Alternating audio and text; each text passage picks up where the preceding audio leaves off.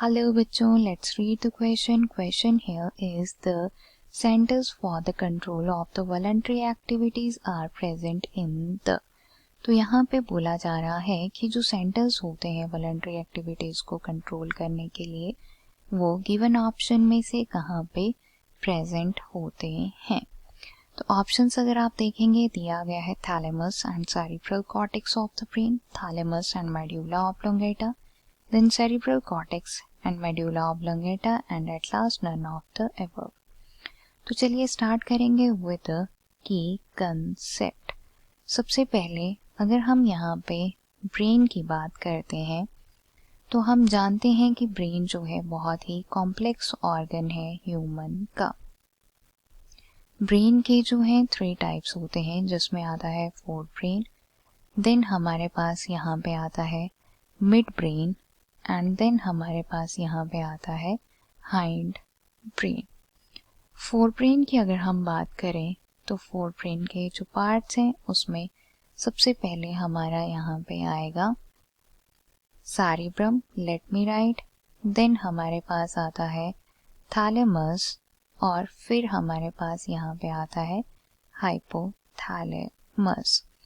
Mid brain की अगर हम बात करें तो मिड ब्रेन में जो है वो हमारे पास यहाँ पे आता है टैक्टम, लेट मी राइट, देन आता है टैगमेंटम.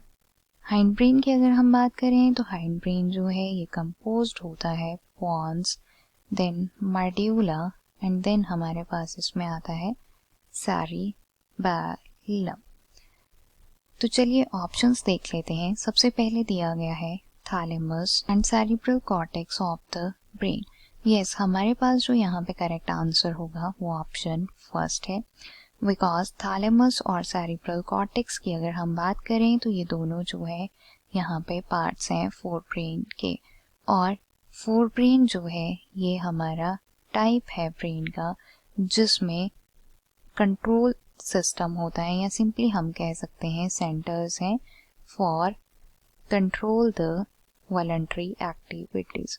वॉलंटरी एक्टिविटीज हमारी एक्टिविटीज होती हैं जो कि ब्रेन के कंट्रोल में होती हैं.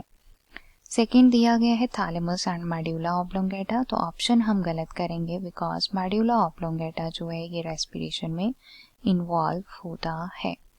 थर्ड दिया गया है cerebral cortex and the medulla oblongata. Option गलत है. At last none of the above.